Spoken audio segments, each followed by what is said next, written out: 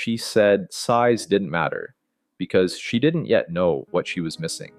That wasn't denial, it was survival. When you haven't seen something bigger, you don't know what you're settling for. When you've never been held by depth, you mistake consistency for fullness. And when love has always asked you to shrink, you learn to call that normal.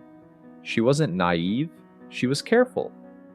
Careful with her words, careful with her needs, careful not to ask questions that might create distance, careful not to want too much.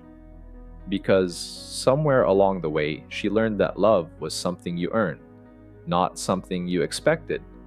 She believed love was about being chosen, not fully seen, just chosen. If someone stayed, that meant something. If they came back, that meant enough. If they didn't leave, that was proof. And so she learned to measure love not by how it made her feel, but by how long it lasted. She believed love was about being enough. Enough patience, enough understanding, enough silence when her feelings felt inconvenient. She learned how to soften her disappointment, how to explain away neglect, how to translate effort that never quite arrived. She told herself that expectations were dangerous, that wanting more was how people lost what they had, that asking for depth was a risk she couldn't afford. So she adjusted, she adapted, she made herself fit, and she believed love was about not asking for more, not asking for reassurance, not asking for presence, not asking for clarity, because every time she felt the urge to speak up, a quieter voice answered first. Be grateful. Don't push. Don't ruin a good thing. She learned to celebrate crumbs as if they were feasts, to accept half answers as honesty, to call emotional distance space. And when something felt missing, she didn't question the relationship. She questioned herself. She told herself love was compromise, that two people meeting halfway meant one person walking most of the distance. That sacrifice was proof of devotion. That discomfort was part of the deal. She told herself no one was perfect, as if perfection was what she was asking for, as if emotional presence was a luxury, as if being met halfway was too much to want.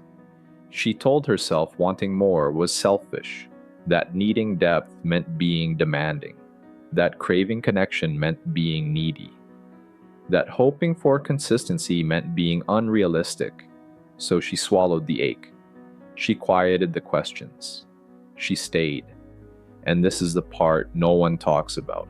Not the heartbreak, not the arguments, but the slow erosion that happens when you keep convincing yourself that your needs are negotiable, when you keep choosing understanding over honesty, peace over truth, attachment over alignment. She didn't feel unloved. She felt unfinished, like something was always just out of reach, like she was standing in a room that never quite filled with air. And still, she stayed. Because when you've never known expansion, you mistake limitation for safety. She said size didn't matter. Not because she believed it didn't, but because believing it did would mean admitting something painful. That love shouldn't feel this small. That connection shouldn't require self-erasure. That staying shouldn't cost you pieces of yourself. But she wasn't ready to face that yet. So, she chose the story that hurt less. The one that asked her to adjust, not the one that asked her to leave. And without realizing it, she began living inside a love that fit but never grew. And that was the uncomfortable truth. He came into her life quietly. No grand entrance, no sweeping promises, just familiarity, just warmth, just enough. He was kind in the ways that were visible, polite, respectful, the kind of person others approved of. He showed up. Sometimes he listened when it was convenient. He cared in moments that didn't ask too much of him. And to her, that felt safe. After all, Safety had become her definition of love. Not excitement, not depth, just the absence of pain. She told herself this was what maturity looked like. Two people choosing comfort over chaos, calm over intensity, predictability over passion. And when doubt crept in, when something felt thin or unfinished, she silenced it with a familiar sentence. Size doesn't matter. She said it lightly, almost playfully, as if she were reassuring herself more than anyone else, because he wasn't cruel. He wasn't neglectful in obvious ways. He didn't disappear without explanation. He just didn't go very deep. Their conversations stayed on the surface. Plans were made, but rarely expanded. Emotions were acknowledged, but never explored. When she spoke about her inner world, he listened, but only long enough to respond, not long enough to understand. And still, she stayed. Because she told herself that love wasn't supposed to feel overwhelming, that intensity faded, that depth was something people exaggerated in stories. She told herself this was real, this was stable, this was enough. So she adjusted. She lowered her expectations without announcing it, stopped asking follow-up questions, stopped explaining how certain silences made her feel. She learned which topics were welcomed and which ones created distance. She learned when to speak and when to let things go. And when he made an effort, a call he didn't have to make, a message he sent first, a moment of attention that broke the routine, she celebrated it, not outwardly, internally. She told herself this was what appreciation looked like, that noticing small things made her grateful, not desperate, that this was how relationships survived. When he was inconsistent, she normalized it. He's just busy.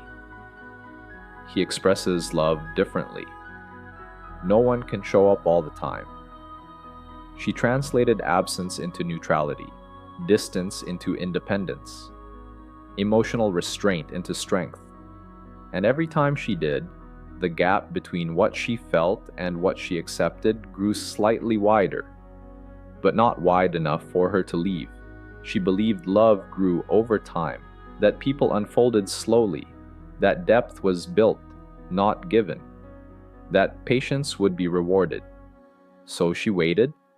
She waited through unfinished conversations, through moments when she felt unseen but couldn't explain why. She waited because she believed potential was a form of commitment, because she believed staying was proof of loyalty, and because she believed leaving without a clear reason made her unreasonable. There was nothing wrong with him, and that made everything harder. No betrayal to point to, no dramatic failure, no single moment where love collapsed. Just a quiet sense that something was always missing. Like reading a book that never quite reached its climax.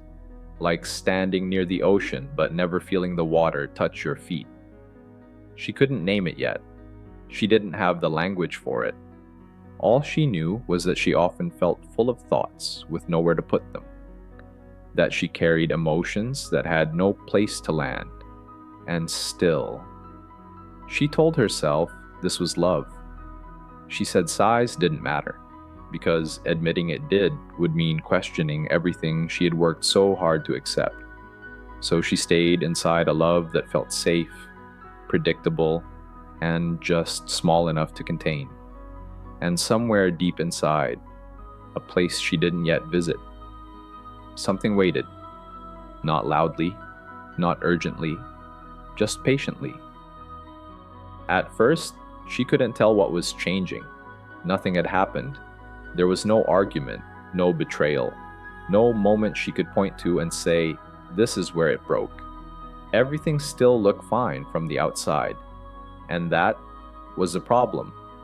Their conversations began to feel unfinished, not because they argued, but because they never went anywhere.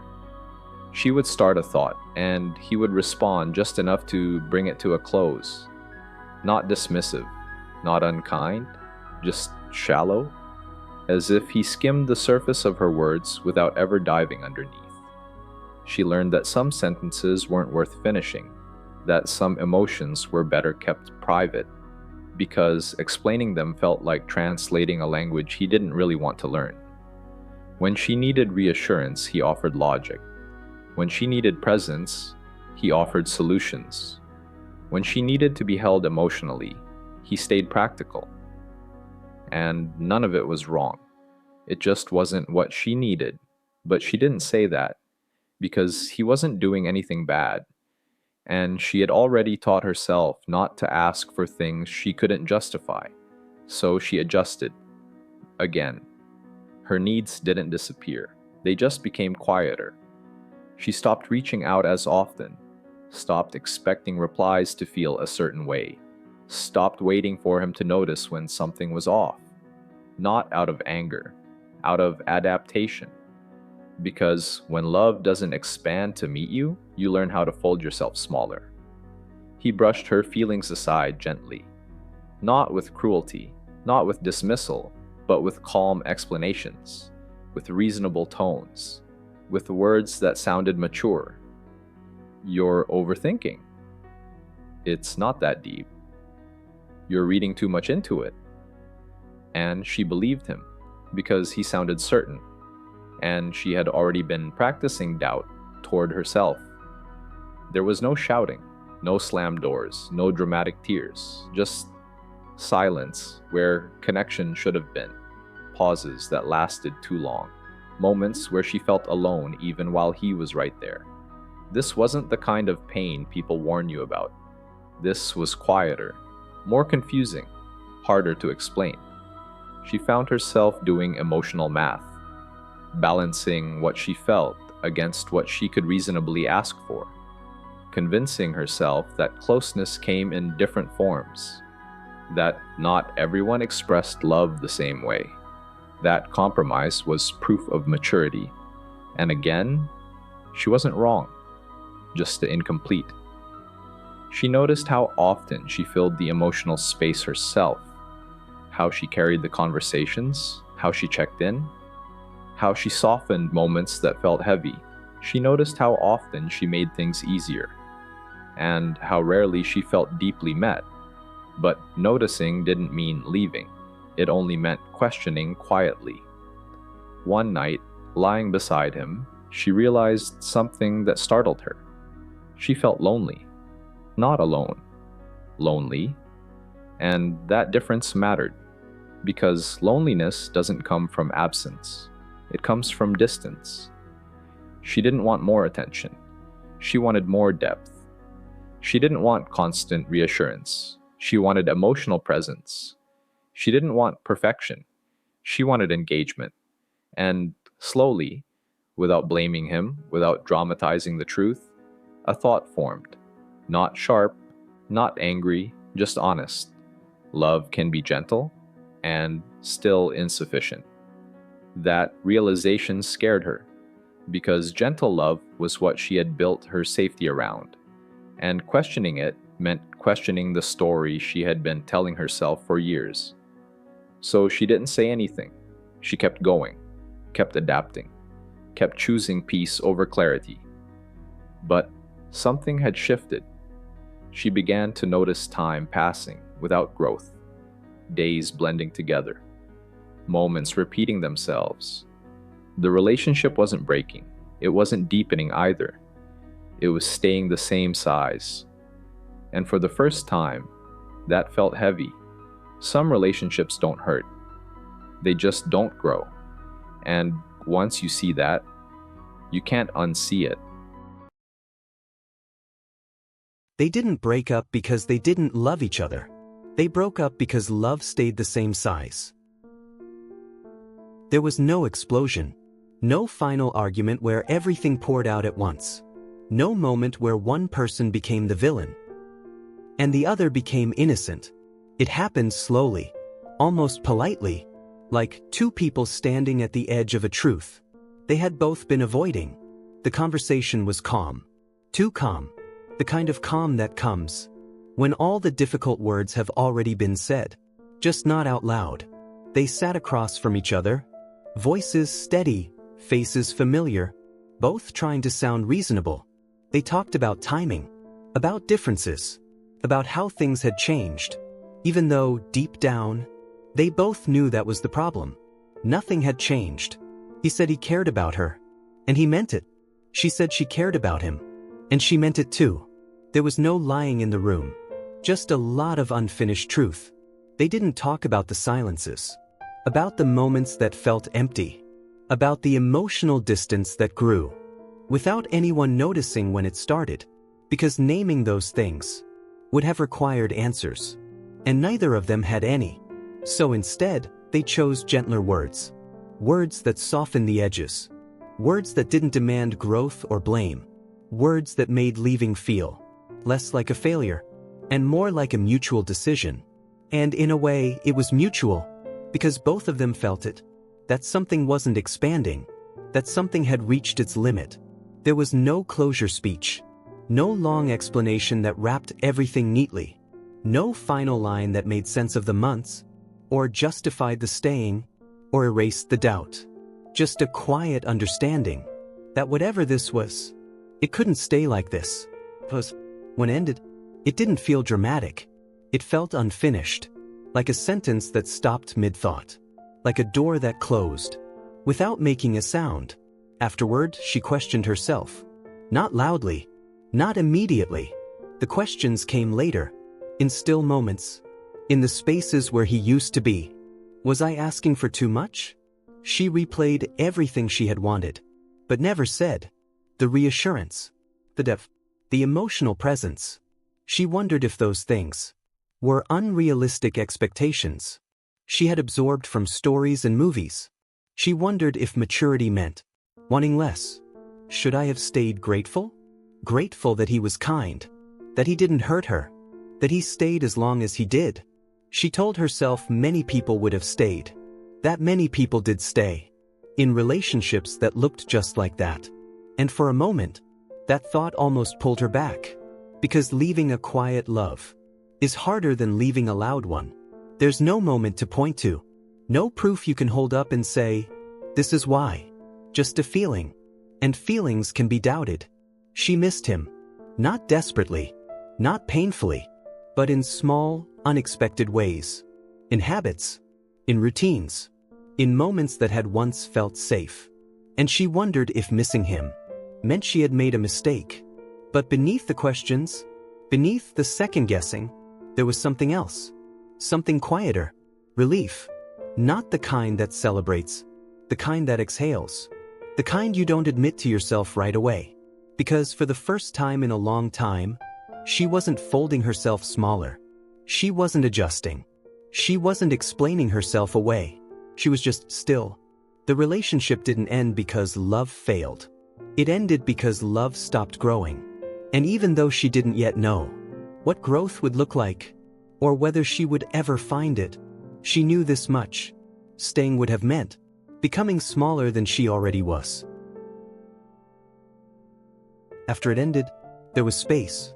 Not the dramatic kind. Not the kind filled with tears and sleepless nights. Just space. At first, it felt unfamiliar. Too quiet, like a room after the furniture has been moved out. But the walls still remember where everything stood. She didn't rush to fill it. No distractions disguised as healing. No immediate replacement. No pretending she was fine when she wasn't. She let the silence stay. And in that silence, she began to hear herself again. Time passed differently. Days weren't measured by messages anymore. Nights weren't shaped by waiting. There was no one to check in with, no one to adjust herself for. And that felt strange, because she had spent so long bending her needs to fit into someone else's life, that standing on her own felt unbalanced at first. She noticed how often she had dismissed herself before, how quickly she used to explain her feelings away, how easily she accepted less than what she felt, how practiced she was at minimizing disappointment. And now, with no one else to consider, those habits stood out. Not accusing, just visible. So she stopped correcting herself. When something felt heavy, She let it feel heavy. When she wanted closeness, she didn't shame herself for it. When she missed depth, she didn't label it unrealistic. She didn't rush to define herself as healed, or strong, or independent. She just stayed honest. She began to sit with her needs. Instead of dismissing them, not trying to justify them, not trying to explain them, just listening. And for the first time, she realized how long she had been negotiating with her own heart. There were moments of doubt, moments where she wondered if she had made everything harder than it needed to be. If she had walked away from something, that could have been enough. Those thoughts still came, but they didn't stay, because something else had started to grow. Clarity, not loud, not sudden, just steady. She saw the relationship more clearly now, without resentment, without idealization. She saw what it was, and what it wasn't. And most importantly, she saw what she had been asking for all along. She wasn't asking for perfection. She wasn't asking for intensity. She wasn't asking for someone to complete her. She was asking for depth, for emotional presence, for engagement that didn't stop at the surface, for a love that didn't require her to shrink in order to stay. And finally, she stopped apologizing for that. She understood something then. Something simple. Something freeing. Wanting depth is not greed. It's honesty. Honesty about how she connects, about how she loves, about how she shows up in relationships. Honesty about the fact that she feels deeply and needs space where that depth is welcomed, not tolerated, not minimized, welcomed. That realization didn't make her bitter. It made her calmer, because it meant she wasn't broken. She wasn't demanding. She wasn't asking for too much. She had simply been asking the wrong place. She began to enjoy her own company differently. Not as a distraction, not as a defense, but as a foundation. She took up space in her own life, spoke honestly with herself first, paid attention to what energized her, and what drained her. And slowly, the fear that once whispered, "What if you never find it?" grew quieter, because for the first time, she trusted herself enough to wait, not for a person, but for alignment, for a love that wouldn't ask her to negotiate with her own depth. He didn't arrive loudly. He arrived deeply. There was no rush, no sudden intensity that swept her off her feet, no dramatic moment she would later point to and say, "That's when everything changed." Instead, there was a conversation, then another, then the subtle feeling that something was different this time, not exciting, grounded. He didn't overwhelm her. He expanded her. He made space, and then stayed present inside it. When she spoke, he didn't interrupt with solutions. He didn't rush to fix what wasn't broken. He didn't turn her feelings into problems to be solved. He listened, not patiently, not politely, fully. He remembered what she said, not just the facts, but the meaning behind them, the way certain memories still carried weight, the things she hesitated before saying, the details she mentioned once and assumed would be forgotten. They weren't, and that unsettled her, because she wasn't used to being met that way. She was used to repeating herself, to clarifying, to adjusting her words so they landed softly. With him, she didn't have to. He caught what she meant, even when she didn't finish the sentence. It felt unfamiliar, and unfamiliar didn't feel safe at first, because her nervous system had learned a different rhythm, one that stayed alert, one that waited for distance, one that anticipated withdrawal. With him, there was none of that. He showed up, consistently, not perfectly, but predictably. He followed through. He checked in. He stayed engaged even when things were quiet. And oddly enough, that made her uncomfortable. She kept waiting for the shift, for the slowing replies, for the emotional retreat, for the moment she would need to start shrinking again. It never came, and without realizing it, she began mistaking safety for boredom. There was no emotional guessing game, no wondering where she stood, no silence she had to decode. Everything was clear, and clarity felt strange, because chaos had once been mistaken for passion. Distance had once felt like mystery, And inconsistency had once kept her alert. This didn't. This felt calm. She questioned it. She wondered if something was missing, if she was supposed to feel more restless, more unsure. She told herself maybe this was too easy, too steady, too quiet. She wondered if she was confusing depth with dullness. But then there were moments, small ones, moments where she spoke freely and didn't regret it afterward, where she expressed a need and didn't feel guilty, where she showed vulnerability and felt closer, not exposed. Moments where she felt herself relax, without realizing she had been tense for years. He didn't demand more from her. He invited more of her. And that invitation, gentle, open, consistent, was something she didn't yet know how to receive. She caught herself holding back, waiting for the catch, waiting for the cost. Because love, in her experience, always asked for something in return. But this didn't. This met her where she was. And stayed. She realized something quietly. She wasn't bored. She was unfamiliar with peace. She wasn't uninterested. She was unlearning vigilance. She wasn't missing intensity. She was adjusting to emotional presence. And that adjustment wasn't instant. There were days she pulled away slightly, out of habit, not intention. Days she questioned whether she deserved this level of attention, whether she knew how to match it. He noticed. But he didn't chase. He didn't withdraw either. He stayed steady. That steadiness did something to her. It stretched her. Not painfully. Not abruptly. Gradually. Like muscles learning a new range of motion. For the first time, love wasn't asking her to perform. It wasn't asking her to minimize. It wasn't asking her to adapt to emotional absence. It was asking her to be present, fully. And that, more than anything, felt new. It didn't happen all at once. There was no single moment where everything suddenly made sense. The shift came quietly, in the accumulation of small experiences. That felt different enough to no longer be ignored. She began to notice how calm love could be, without feeling empty. How days passed without emotional spikes, yet somehow felt fuller. There was no rush. No tension she had to manage. No uncertainty she had to solve. And strangely, she wasn't losing herself in the quiet. She was finding herself in it. Effort didn't arrive as grand gestures. It showed up as consistency, as remembering, as following through, as staying present even when nothing dramatic was happening. Effort wasn't exhausting anymore. It was natural, like breathing. She realized she no longer rehearsed conversations in her head. Didn't brace herself before speaking, didn't prepare explanations in advance. She spoke, and she was met, not halfway, fully. That was when the word size finally changed. It no longer meant intensity, or excitement, or how strongly something felt in the beginning. Size became something else entirely.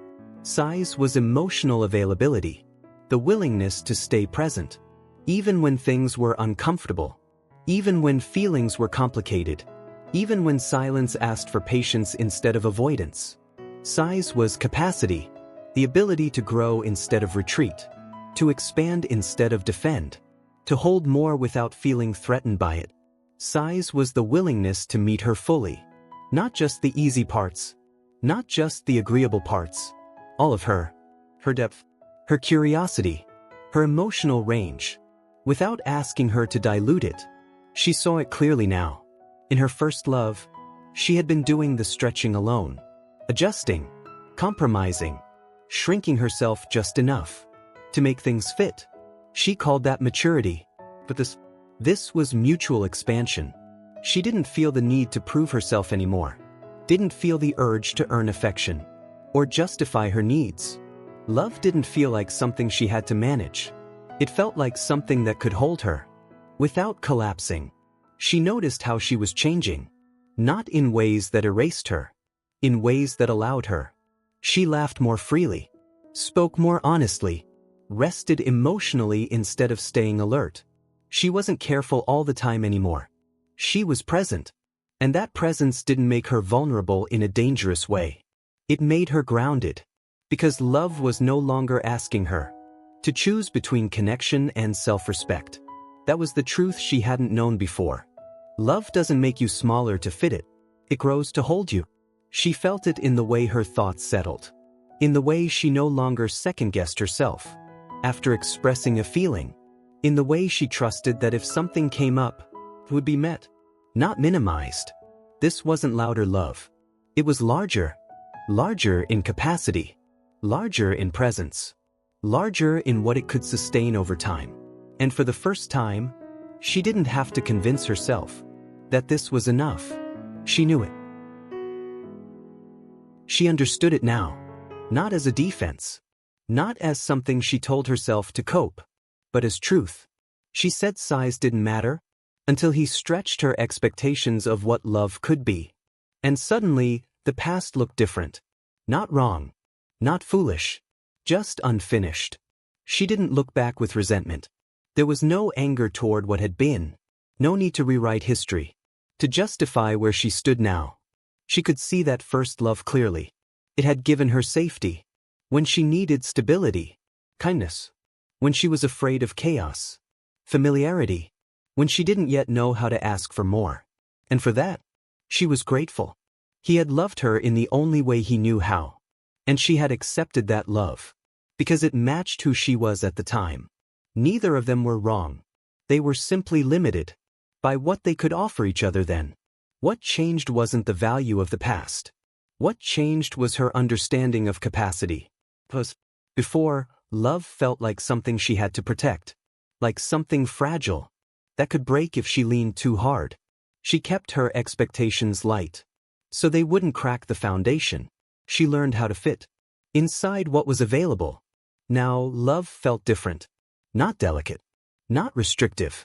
Strong enough to expand. She didn't have to choose her words carefully anymore. Didn't have to wonder whether her feelings were too much. She could bring her full self, her curiosity, her emotions, her questions, and watch love rise to meet her. Not retreat. That difference mattered, because for the first time, love didn't ask her to trade depth for peace. It gave her both. She realized then that size had never been about intensity, or excitement, or how quickly something began. Size was about how much love could hold. Without asking her to shrink, she didn't love the past less, because she loved the present more. She simply knew more now. And knowing more didn't make her bitter.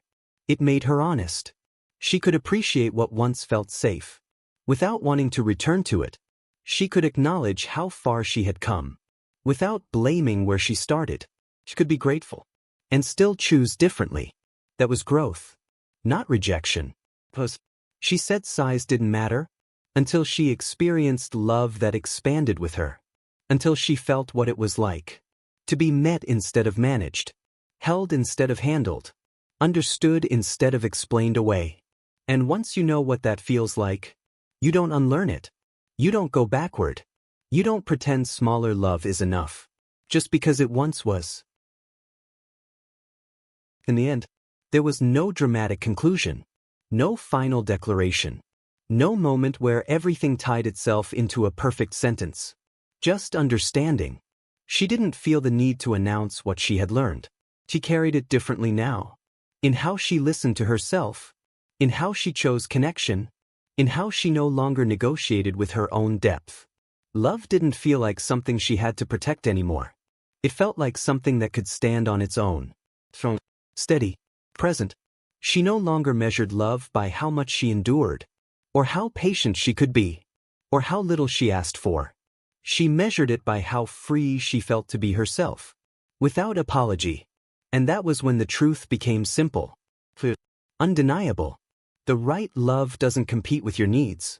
It rises to meet them. It doesn't ask you to explain why something matters to you. It pays attention. It doesn't require you to shrink your expectations. To preserve the connection. It expands alongside you. The right love doesn't confuse peace with silence. It doesn't mistake calm for distance. It offers steadiness without absence, depth without demand, presence without conditions. She understood now. That love was never meant to feel like a negotiation. Not something you had to reason your way into. Not something that required you to quiet parts of yourself, just to stay. And she didn't resent the past for teaching her differently.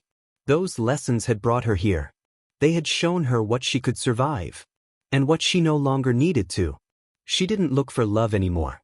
She recognized it, in how it felt to speak freely, in how it stayed consistent, in how it met her without resistance. And that recognition changed everything. If this story felt familiar, it's because many people live it quietly, without language for it, without permission to want more, without knowing that depth is not a flaw. It's a truth. This message doesn't need to convince you. If it reached you, it's because some part of you already understood it. This message finds who it's meant for.